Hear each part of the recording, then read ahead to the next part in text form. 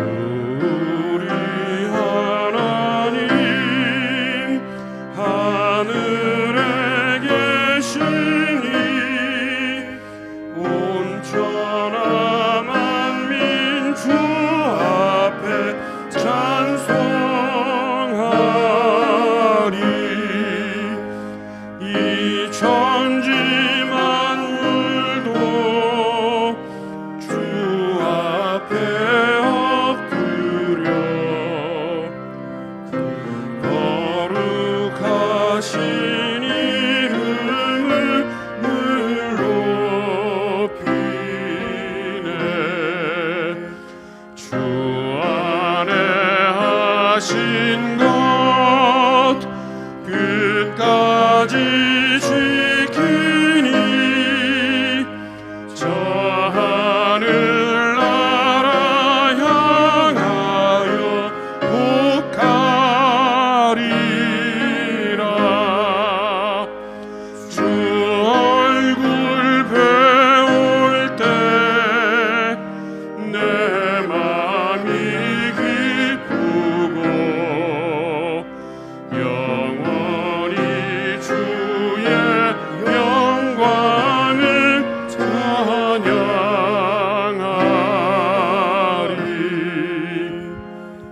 왕의 왕 되신 주 하늘에 계시니 이 세상 죄악 이기신 구주 예수. 저 천군 천사들 주 옹위하고서 우성도 함께 영원히 섬기네.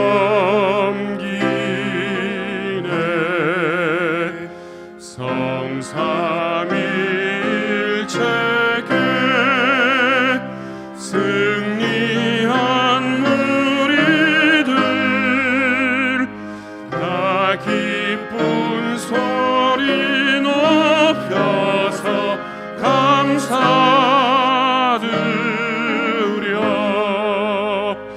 창조주 하나님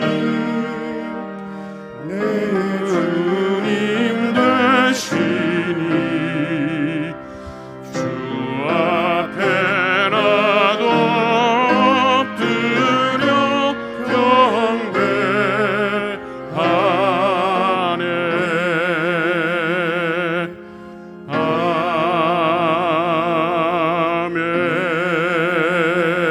아멘. 하나님의 말씀은 로마서 1장 24절에서 32절입니다. 하나님의 말씀은 로마서 1장 24절에서 32절입니다. 그러므로 하나님께서 그들을 마음의 정욕대로 더러움에 내버려 두사 그들의 몸을 서로 욕되게 하게 하셨으니 이는 그들이 하나님의 진리를 거짓 것으로 바꾸어 피조물을 조물주보다 더 경배하고 섬김이라. 주는 곧 영원히 찬송할 이시로다. 아멘. 이 때문에 하나님께서 그들을 부끄러운 욕심에 내버려 두셨으니 곧 그들의 여자들도 순리대로 쓸 것을 바꾸어 영리로 쓰며 그와 같이 남자들도 순리대로 여자 쓰기를 버리고 서로 향하여 음욕이 부릴 듯하며 남자가 남자와 더불어 부끄러운 일을 행하여 그들의 그릇 때문에 상당한 보응을 그들 자신이 받았느니라. 또한 그들이 마음에 하나님 두기를 싫어하며 하나님께서 그들을 그 상실한 마음대로 내버려 두사 합당하지 못한 일을 하게 하셨으니 곧 모든 불의, 추악, 탐욕, 악의가 가득한 자요, 시기, 살인, 분쟁, 사기, 악독이 가득한 자요, 수근수근하는 자요, 비방하는 자요, 하나님께서 미워하시는 자요, 능욕하는 자요, 교만한 자요, 자랑하는 자요, 악을 도모하는 자요, 부모를 거역하는 자요, 우매한 자요, 배악하는 자요, 무정한 자요, 무자비한 자라. 그들이 이 같은 일을 행하는 자는 사형에 해당한다고 하나님께서 정하심을 알고도 자기들만 행할 뿐 아니라 또한 그런 일을 행하는 자들을 옳다 하느니라. 사랑하는 여러분, 하나님은 인격적인 분이십니다. 그래서 우리가 하나님을 알아갈 때 인격적으로 알아가야 합니다. 여러분, 인격이 무엇이죠? 인격의 요소가 무엇이죠? 지와 정과 의. 이 지, 정, 의를 가진 사람을 그리고 존재를 인격적이다라고 이야기를 합니다.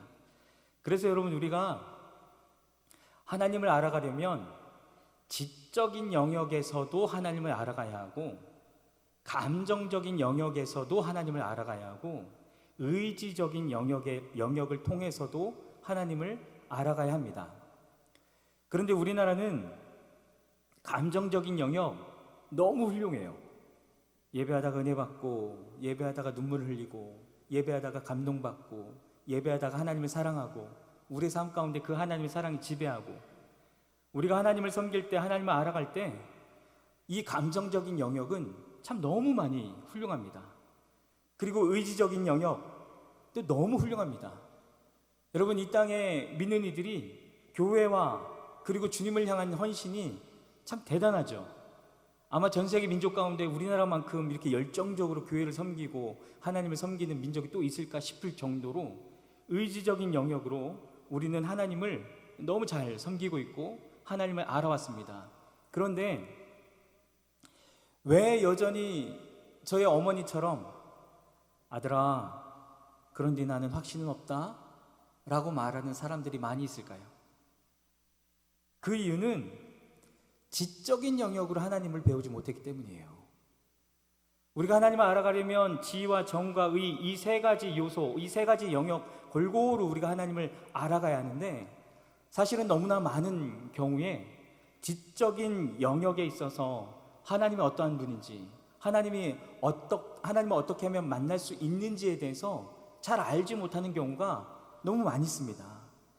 내가 이미 하나님을 사랑하고 내 안에 이미 예수 생명이 있는데도 불구하고 그것이 무엇인지 잘 알지 못해서 사실은 하나님을 잘 알지 못하는 경우가 많이 있습니다.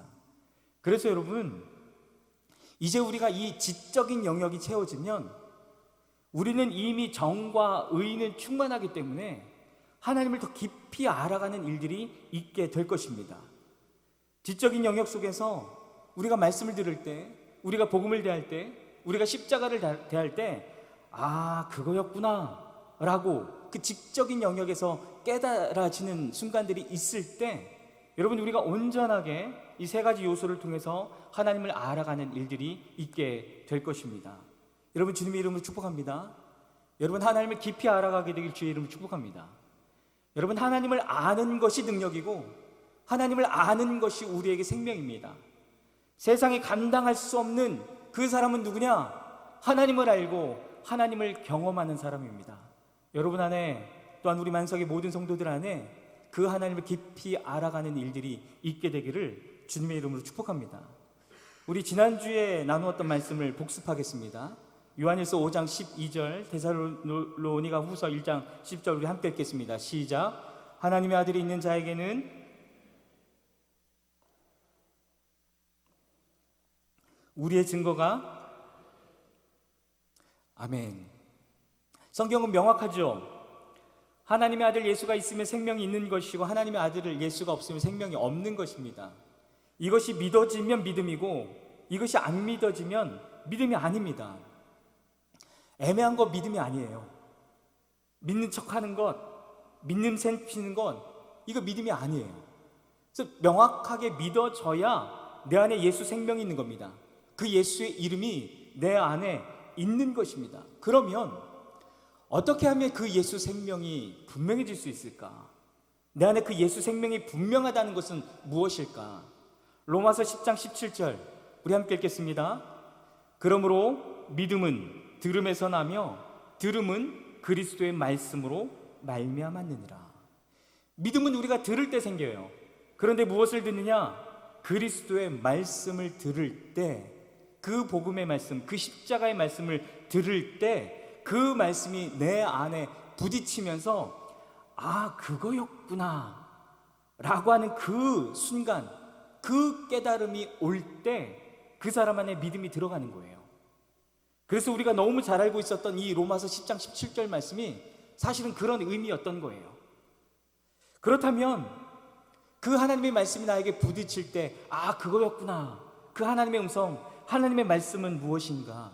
제가 지난주에 이상규 목사님의 책을 소개해드렸는데 큐티 이렇게 하라 라고 하는 책에서 하나님의 음성이 무엇인지에 대해서 이렇게 설명을 했습니다. 하나님의 음성이란 마음에 와닿는 말씀이다. 여러분 안에 마음에 와닿는 말씀이 있으셨습니까? 그게 하나님이 말씀하시는 거예요. 우리가 이 지적인 영역 속에서 하나님이 우리에게 말씀하시는 것이 무엇인지를 잘 알지 못했기 때문에 하나님의 음성을 들었음에도 불구하고 그것을 잘 알지 못했던 겁니다. 하나님의 음성이 무엇이냐? 마음에 깨달아지는 것. 그거구나. 이거구나. 때로는 무릎을 치고 때로는 마음이 시원해지고. 왜? 깨달았으니까. 여러분, 진리를 할 때 그 자유함이 무엇인지 아시죠? 그 진리에 부딪혔을 때, 말씀에 부딪혔을 때 내 안에 시원함이 생기는 것, 깨달아짐이 있는 것, 그것이 하나님을 만나는 것이고 그것이 하나님을 경험하는 것입니다. 또 하나님의 음성이 무엇이냐? 더 알고 싶은 의문이 생기는 말씀. 여러분, 말씀을 보면 이해 안 되는 게 너무 많아요. 이 말씀의 내용을 우리가 다 알 수도 없죠. 그리고 이 내용을 안다고 해도 이 말씀의 뜻이 무엇인지, 하나님이 무엇을 말씀하시고자 하는지 알지 못하는 것이 너무 많습니다. 그런데 그 말씀의 뜻을 다 알지 못해도 그 말씀을 보다가 이런 마음이 있어요. 그게 뭐냐면, 이게 뭘까? 이게 뭘까? 하나님 왜 아들을 준다 그랬을까? 하나님 왜 아브라함은 바랄 수 없는 중에 바랄 수 있는 사람으로 세우셨을까? 이게 뭘까? 내가 아직은 다 깨닫지는 못했지만, 내가 아직은 속 시원하지 않지만 그 말씀을 대할 때 이게 뭘까? 더 알고 싶은, 그것이 갈망함인 거죠. 그 갈망함이 내 안에 있다면 그 갈망함 자체가 하나님을 만난 거라고요. 하나님의 음성을 들은 것이라고요. 여러분, 그 갈망함이 내 안에 생기면 여러분, 기도할 때 어떤 기도가 나오는지 아십니까? 그 기도가 나오는 거예요. 이게 뭘까? 어떻게 하면 내 안에 믿음이 충만하게 들어올 수 있을까? 나에게도 그 믿음이 들어오기를 원하는데 그 갈망함이 있다면 기도하면 그 갈망함이 나오는 거예요. 하나님 나에게 가르쳐 달라고, 나에게도 흔들리지 않는 그 믿음을 달라고 그렇게 기도하는 겁니다. 왜냐하면 하나님을 만나고 하나님의 음성을 듣고 그 하나님과 동행하는 삶을 살아오셨기 때문이에요. 그리고 마지막으로 하나님의 음성이란 무엇인가? 때로는 우리가 느끼기도 합니다. 때로는 경험하기도 합니다. 때로는 너무 이 감격 속에, 때로는 주님 주신 그 은혜 때문에 때로는 이렇게 흥분하는 마음도 있기도 하고 그것을 느끼는 것입니다. 제가 오늘 아침에 잠깐 기도하다가 하나님이 또 눈물을 주시면 어떻게 하나 제가 고민을 했습니다. 이거 눈물도 한두 번이지 맨날 설교할 때마다 울면 좀 창피해질 것 같고, 저 목사님은 저러네 이럴 수도 있고. 근데 제가 아침에 잠깐 기도하다가 눈물 주시면 울어야 되겠다, 마음껏 울어야 되겠다. 그 눈물이 정말 하나님을 사랑하는 눈물이기 때문에 떠올라 그러네. 여러분, 그 눈물이 정말 여러분들 안에 그 예수 생명이 들어가기를 원하는 그 간절한 마음이 있거든요. 그 애절한 마음이 있거든요. 여러분, 이 마음이 있어 본 사람들은 아마 눈물이 무엇인지 알 거예요. 그래서 아침에 기도하면서 창피해도 눈물 주시면 그냥 울어야 되겠다. 그게 진짜 마음인데, 때로는 그런 감격이 있다는 거예요. 때로는 그런 흥분됨이 있다는 거예요. 때로는 그 열정이 있다는 거예요. 남들이 뭐라고 해도 나는 알죠. 나에게 있는 그 기쁨, 내 안에 있는 그 눈물들, 내 안에 있는 그 체험들, 다른 사람들은 몰라요. 그러나 내 영은 아는 거예요. 내 마음, 내 속사람은 아는 거예요. 그런데 그것이 무엇이라고요? 하나님의 음성을 들은 것이라고요. 그것이 하나님을 만난 것이라고요. 보이지 않는 하나님, 그러나 말씀이신 그 하나님과 동행해 온 것이라고요. 그러면 우리가 이렇게 알게 될 거예요. 아, 그럼 나도 그런 경험 있지. 나도 그때 그랬잖아. 나도 지금 그렇잖아. 아, 그거였구나. 아마 그런 순간이 있으실 것입니다. 여러분, 그것이 하나님의 음성을 듣는 것입니다. 그런데 복음이 똑같아요. 예수 생명이 똑같아요. 그 십자가에 관한 그 복음에 관한 말씀을 들을 때, 아, 이거였구나. 그것을 깨닫는 순간이 그 십자가를, 그 생명을 받아들이는 순간이라고요. 여러분, 제가 서두에서 그 말씀을 드렸잖아요. 여러분, 우리 한국의 그리스도인들은 정적인 영역, 그 감정적인 영역 이미 충만합니다. 여러분, 우리 예배 끝나고 기도합시다 그러면 자동으로 손 올리고 주여 주여 나오고 막 그 속에서 막 손 흔들면서 합니다. 충만해요. 의지적인 영역. 여러분, 이 주일날 이 아침에 이 9시에 피곤한 몸을 이끌고 우리는 주님 앞에 예배합니다. 교회를 섬기고 주님을 높여드립니다. 의지적인 영역이 충만해요. 근데 이제는 그 지적인 영역이 채워지는 순간, 그 지적인 영역들이 하나하나 알게 되는 순간, 여러분들 가운데 그 하나님을 깊이 알게 되고, 그리고 예수 생명이 무엇인지를 분명하게 아는 일들이 있게 될 것입니다. 지난주에 제가 창세기 28장 12절 말씀 드렸습니다. 우리 같이 한번 읽어보겠습니다. 시작. 꿈을 꾸었다. 그가 보니 하나님의 천사들이 그 사닥다리를 오르락내리락 하고 있었다. 유대인들이 해석해 놓은 그 탈굼이라고 하는 그 성경 번역서를 보면, 그 밑에 보면 천사들이 왜 오르락내리락 했을까라고 하는 것에 대해서 해석을 달아놨다고 그랬습니다. 천사들이 하나님의 얼굴을 너무 보고 싶은데 그분의 광채 때문에 그분을 직접 볼 수 없습니다. 그래서 그들이 묘안으로 생각해낸 것이 무엇이냐면, 아, 사람의 얼굴을 보면 되겠다. 왜? 사람은 하나님의 형상으로 창조됐기 때문에. 그래서 야곱이 잠들어 있는 동안 하늘에서 사다리를 이렇게 하나 내려놓고 천사들이 오르락 내리락 하면서 야곱의 얼굴을 본 것입니다.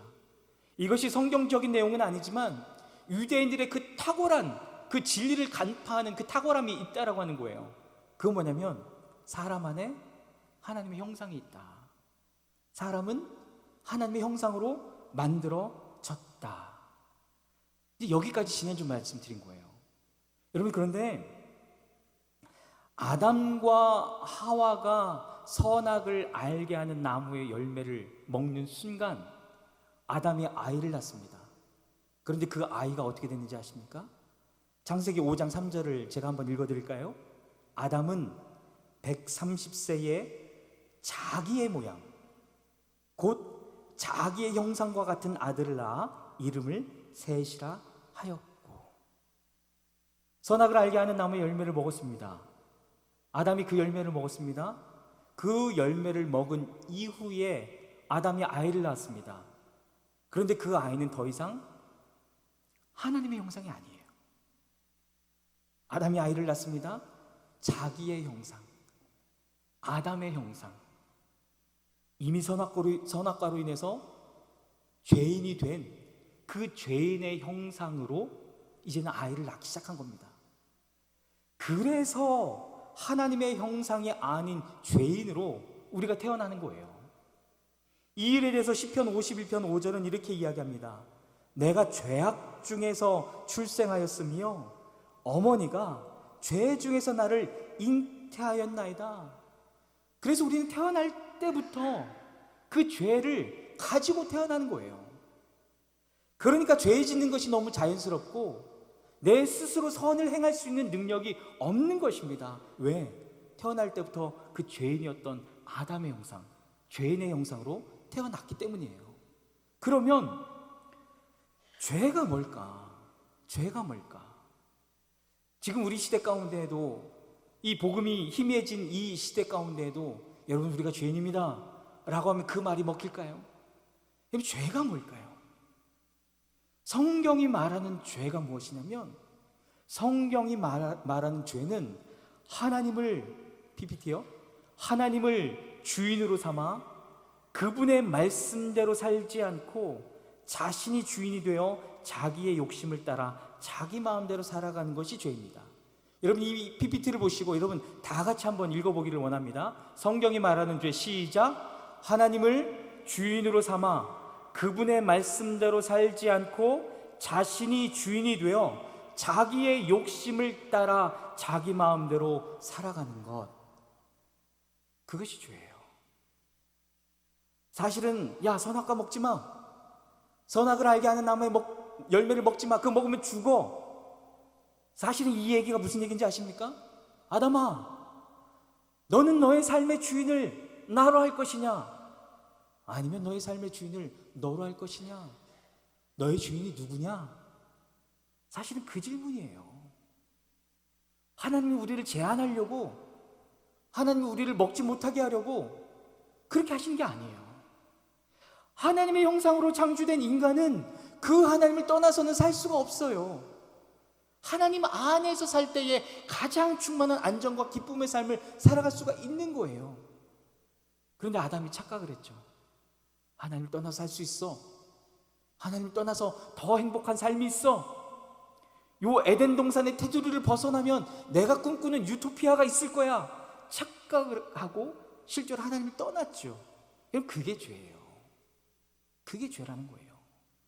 너의 주인이 누구냐? 네가 누구를 주인 삼아 살아가겠느냐?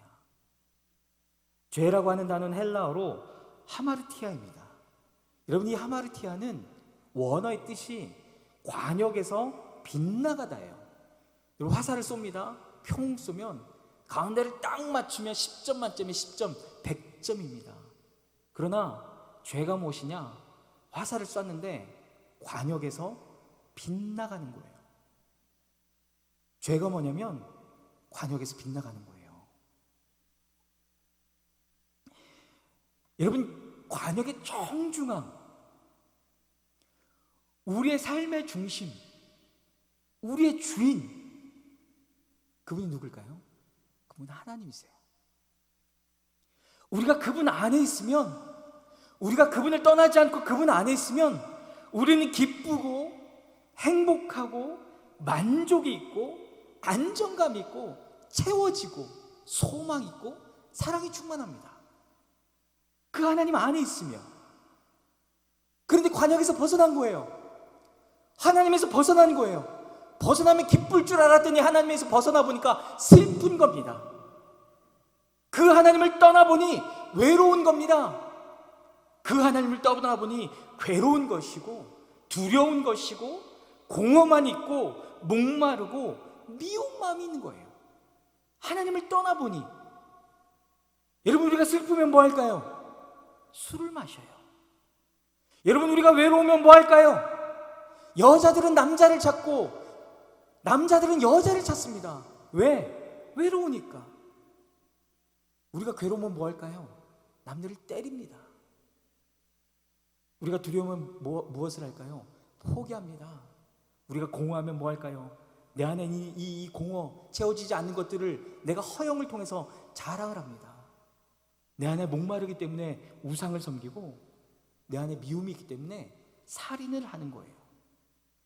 여러분 죄가 무엇이냐? 이야기할 때 우리는 보통 때리고 죽이고 도둑질하고 술 마시고 방탕하고 내 마음대로 살고 보통 이것을 죄라고 해요. 그런데 그것들은 죄의 결과일 뿐이에요. 본질적인 죄는 뭐냐? 하나님을 떠난 거예요. 하나님을 주인으로 삼지 않는 거예요. 하나님을 떠나서 내 마음대로 살면 내가 더 기쁠 줄 알았는데 내 안에 남겨진 것은 외롭고 고독하고 쓸쓸하고 불행하고 앞이 보이지 않고 막막하고 이런 것뿐입니다. 그러니 우리는 그 목마름을 채우기 위해서 우리가 하고 싶은 일들을 하는 거예요. 창세기 4장 19절 말씀에서 라멕이라고 하는 사람이 나오는데, 라멕이 두 아내를 맞이하였으므로 하나의 이름은 아다요, 하나의 이름은 실라였더라라고 이야기를 합니다.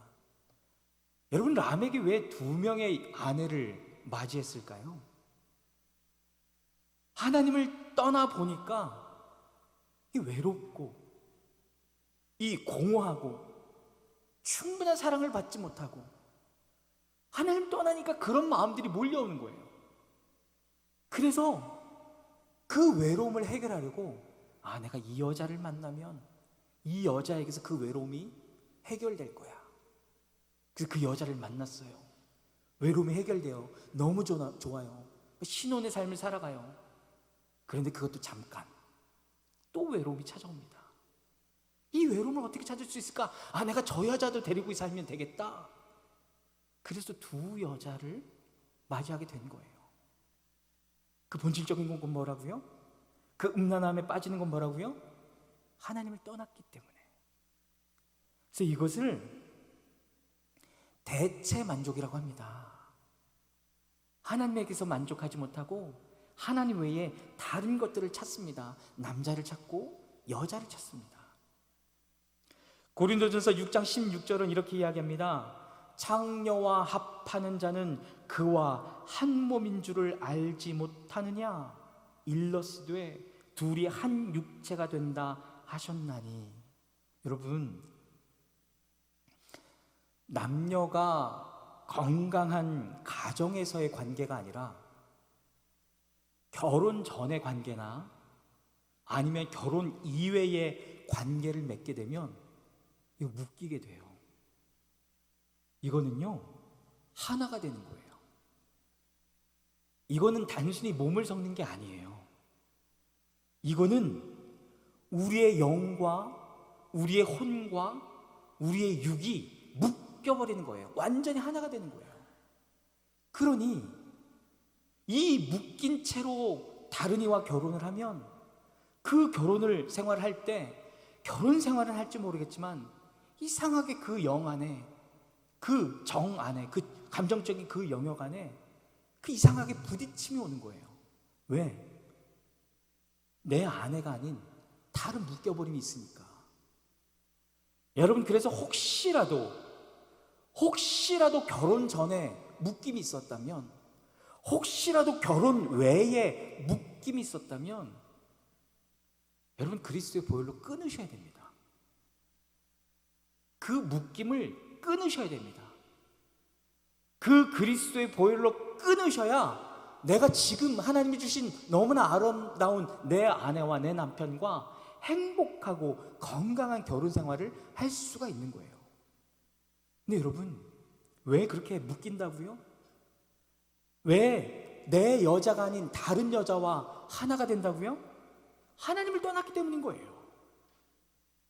하나님을 떠났기 때문에 내 안에 온 그 외로움과 괴로움과 그 속상함과 그 사랑받지 못함을 채우기 위해서 그 사랑을 엉뚱한 사랑에서 내가 찾는 거예요. 조금 전에 말씀드린 이 라멕이 아내들에게 이렇게 이야기를 합니다. 라멕의 아내들에게 이르되 아다와 실라여 내 목소리를 들으라. 라멕의 아내들이여 내 말을 들으라. 나의 상처로 말미암아 내가 사람을 죽였고 나의 상함으로 말미암아 소년을 죽였도다. 하나님을 떠나고 보니까 사람들이 나를 인정해 주지 않으면 화가 납니다. 내가 누군데? 내가 어떻게 교회를 섬겼는데? 하나님을 떠나보니까 사람들이 나를 인정해 주지 않으면 화가 나요. 그런데 원래 우리는 하나님 안에 있어서 하나님이 주시는 사랑과 인정으로 충분히 그 사랑과 인정을 받을 수 있어요. 그 사랑과 그 인정이 충분한 거예요. 더 이상 사랑이 필요 없습니다. 그런데 하나님을 떠나보니까 그 충분한 사랑을 받지 못하니까 그 사랑과 인정을 이제는 사람에게서 찾습니다. 저 사람이 나를 인정해주고 이 사람이 나를 인정해주고 그 인정을 찾기 시작합니다. 그런데 여러분 아시죠? 성숙한 사람 별로 없어요. 제가 여러분에게 말씀을 전하기 위해서 이 자리에 섰을 뿐이지 저 역시도 마찬가지예요. 얼마나 교만하고 연약하고 게으른 사람인지요. 목사를 기대하면 그때부터 상처받을 겁니다. 여러분, 성숙한 사람은 없습니다. 다 똑같이 상처 입은 사람들 뿐이에요. 그런데 이 사람에서 내가 사랑받지 못하고 관심 못 받지 못하고 인정받지 못하니까 화가 나는 거예요. 그래서 라멕이 그 상함으로 말미암아 소년을 죽였도다 애를 죽인 거예요. 이 일이 하나님을 떠나서 죄인이 된 우리에게 생기게 된 것입니다. 오늘 로마서 1장에서 그 죄의 종류들에 대해서 이야기를 하는데, 제가 이제 하나하나 여러분에게 불러드립니다. 그러면 이 죄의 종류 중에 나는 몇 가지나 해당될까 한번 이렇게 손가락 한번 세어보세요. 제가 하나하나 불러드릴 테니까 아마 10손가락이 모질라는 분들도 많이 있을지도 모르겠습니다. 여러분 속으로 세세요. 이렇게 보이기 셈이 창피하니까. 자, 제가 불러드립니다. 감사치 않는 거, 이게 죄래요. 생각이 허망한 거, 이거 죄래요. 이거 해당하면 빨리 이렇게 손가락 세고 계세요. 미련한 마음, 이것도 죄래요. 우상 섬기는 거, 더러움, 피조물을 조물주보다 더 경배하고 섬기는 거, 음욕, 마음에 하나님 두기 싫어하는 거, 불의, 추악, 탐욕, 악의, 시기, 살인, 분쟁, 사기, 악독, 수군수군, 비방, 능욕, 하나님의 미워하시는 자, 교만, 자랑, 악을 도모, 부모를 거역, 우매, 배약, 무정, 무자비. 10개 이상 한번 손들어 보세요. 여러분, 제가 이 로마서 1장을 묵상하다가 깜짝 놀란 말씀이 있어요. 하나님 진짜 정확하시다. 하나님 우리를 만드셨기 때문에 우리를 너무나 잘하는 것은 당연하지만 하나님 진짜 우리를 너무나 잘하신다. 그게 32절입니다. 이 죄의 목록을 다 이야기한 다음에 32절에서 이렇게 이야기합니다. 그들이 이 같은 일을 행하는 자는 사형에 해당한다고 하나님께서 정하심을 알고도 자기들만 행할 뿐 아니라 또한 그런 일을 행하는 자들을 옳다 하느니라. 여러분, 우리가 하나님의 마음을 기쁘게 하지 않은 그 죄들, 그 죄악의 행위들을 할 때요, 죄인지 모르고 짓는 경우는 거의 없어요. 이거 하나님 기뻐하지 않지. 이거 죄야. 내가 이거 떠나야 돼. 알고도 짓는 거예요. 알고도. 자기 혼자 죄 지으니까 옆에 있는 사람들에게 똑같이 이야기하는 거예요. 그거 괜찮아. 그 정도는 괜찮아. 그 정도 타협해도 돼. 하나님 다 넘어가실걸? 이 말씀에서 우리를 아주 정확하게 표현해 주는 겁니다. 그래서 종교개혁자 칼빈이 이런 이야기를 했습니다. 사람은 죄를 지어서 죄인이 아니라 죄인이기 때문에 죄를 짓는 거예요. 여러분, 이 말의 의미를 아시겠습니까? 우리가 살인을 하고 우리가 도둑질을 하고 우리가 2명의 아내를 얻었기 때문에 죄인이 아닌 거예요. 우리가 죄인이니까 살인을 하는 거예요. 우리가 죄인이니까 음란함을 우리가 취하는 거예요. 우리가 죄인이니까 무엇인가를 도둑질하는 겁니다. 그래서 우리는 누가 가르쳐주지 않아도 그 죄 짓게 돼 있는 존재적이며 본질적인 죄인인 것입니다. 여러분, 여기에 한 나무가 있습니다. 이 나무를 죄의 나무라고 합니다. 그런데 이 죄의 나무에 아직 열매가 없어요. 참 감사하죠. 죄의 나무인데 죄의 열매가 없어요. 그런데 이 나무에 거름을 주고 물을 줍니다. 그러면 이 나무가 열매를 맺습니다.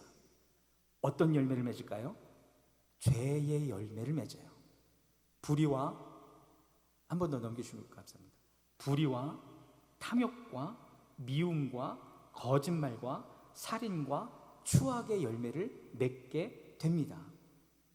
여러분, 아직 환경이 허락되지 않았을 뿐이지 그런 환경이 주어지기만 하면 죄의 열매를 맺을 수 있어요. 얼마든지 넘어질 수 있어요.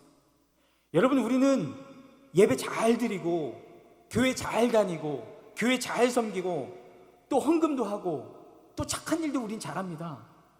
그래서 제법 괜찮은 신앙인으로 여겨질 수 있습니다. 그런데 누군가가 여러분에게 와서 여러분을 막 모함하거나 여러분을 괴롭히거나 여러분에게 고통을 주면 여러분 우리가 꾹꾹 눌러놨던 그 죄의 열매들이 막 튀어나오게 됩니다. 분노하거나 적개심이 일어나거나 내가 언제 그랬어? 적개심이 일어나거나 질투하거나 미워하거나 심지어는 살인을 합니다. 내가 괜찮은 신앙인, 내가 점잖은 신앙인인 줄 알았는데 그런 환경만 주어지면, 누군가가 와서 나를 때리면, 누군가 나를 모함하면 그것들이 튀어나와요. 또 유혹이라고 하는 환경이 우리에게 들어오면 음란함이나 술이나 방탕함의 길로 빠져들게 되어 있습니다. 왜? 이것이 본질적인 죄인인 거예요. 이것이 존재적인 죄인인 거예요. 그런데 여러분, 이 죄보다 더 무서운 게 있어요. 로마서 3장 23절은 이렇게 이야기합니다.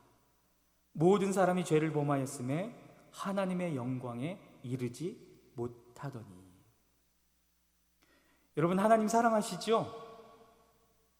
여러분, 하나님 전부이시죠? 지금까지 지내온 것 주의 크신 은혜죠? 여러분, 죄가 왜 무서운지 아십니까? 그 하나님의 영광을 맛볼 수 없습니다. 우리가 사랑하는 그 하나님을 알 수가 없습니다. 그 하나님에게 사로잡히지 못합니다. 그래서 죄가 무서운 겁니다. 히브리서 9장 27절 말씀을 보면 한 번 죽는 것은 사람에게 정해진 것이요 그 후에는 심판이 있다라고 말씀하시고, 히브리서 9장 27절은 죄의 삭은 사망이다 라고 말씀해주고 있습니다. 여러분, 하나님은 거룩하신 분이세요. 그래서 우리를 용서해주고 싶지만 용서해 주실 수 없습니다. 왜? 우리의 죄를 덮어두실 수가 없어요. 그 죄를 해결하지 않고는. 그런데 여러분, 이 죄의 문제는 우리가 이미 본질적인 존재적인 죄인이기 때문에 우리가 스스로 해결할 수가 없습니다. 죄인은 스스로를 구원할 수 없습니다. 누군가 와서 그 사람을 구원해 줘야 됩니다. 건져줘야 됩니다. 구원이라고 하는 단어는 건짐을 받는다라고 하는 뜻입니다. 만약에 내가 내 스스로의 힘으로 내가 구원받았다면 그건 구원이 아니에요. 한번 예를 들어볼게요. 저희 시골에 그 아주 큰 냇가리 있었는데, 강보다는 작지만 시냇물보다는 훨씬 더 큰 냇가리 있었는데, 그 여름에 종종 사람들이 이렇게 빠져서 죽어요. 근데 만약에 그 강에 수영을 하다가 거의 죽게 됐어요. 거의 죽게 됐는데 어떻게 막 이렇게 허둥지둥 하다가 살아나왔어요. 여러분, 이거는 구원받은 게 아니에요. 어쩌다 그냥 나온 거예요. 구원은 뭐냐면 거의 다 죽었어요. 이제는 죽은 거나 마찬가지예요. 숨 한 번만 꼴까닥 하면 이제 더 이상 끝이에요. 그런데 누군가가 수영 잘하는 사람이 와서 그 사람의 머리를 잡고 건져줬어요. 이게 구원이에요. 나는 다 죽었어요. 나는 더 이상 할 수가 없어요. 그런데 누군가 와서 구원해주는 것, 건져주는 것, 그것이 구원입니다. 여러분, 그분이 누구실까요?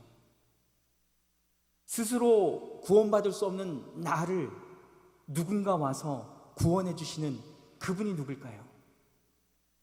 창세기 3장 15절 말씀, 너무 잘 알고 있는 말씀이죠.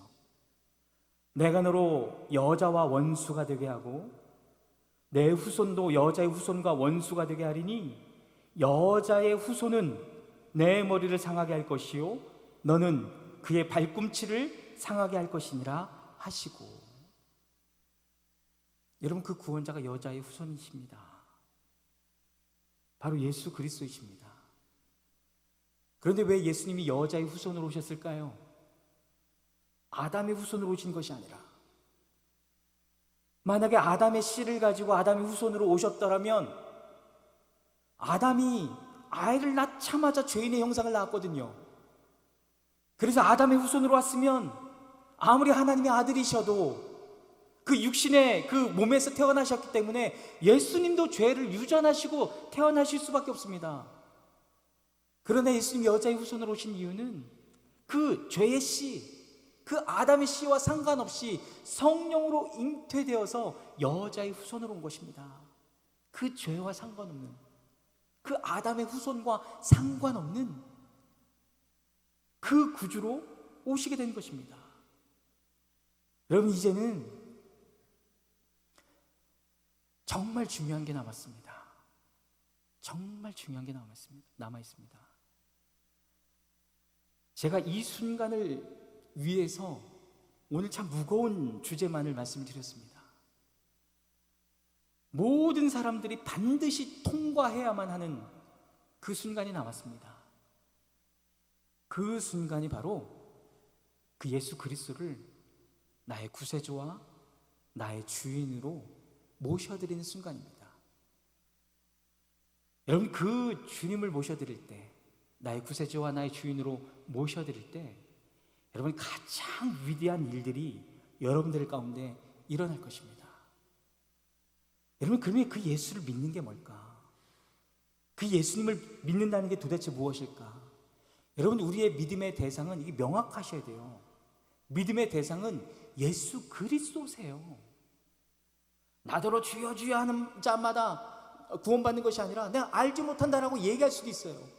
왜? 내가 주여 주여 할 때 내가 누구를 불렀는지 명확하지 알지 못하기 때문에. 우리의 대상은 예수 그리스도이십니다. 그 우리가 무엇을 믿느냐? 믿음의 내용은 뭐냐? 그 예수님의 십자가, 그 십자가를 믿는 것이고 그 예수님의 부활을 믿는 것입니다. 그러면 믿는 게 뭐냐? 믿음의 행위가 뭐냐? 이제 우리에게 가장 중요한 순간이 남았는데 그 믿는 게 도대체 뭐냐? 여러분, 이쯤 되면 제가 여러분에게 무슨 말씀을 할지 아시겠죠? 네, 그건 다음 주에 하겠습니다. 여러분, 다음 주는 굉장히 중요한 시간이 될 것입니다. 주님을 믿고 받아들이는 순간 여러분의 생애에서 가장 중대한 사건이 될 것입니다. 여러분, 이번 주에 숙제를 2가지를 내드립니다. 오늘 이 말씀을 다시 한번 보세요. 다 기억이 나시겠지만 다시 한번 보세요. 오늘 말씀을.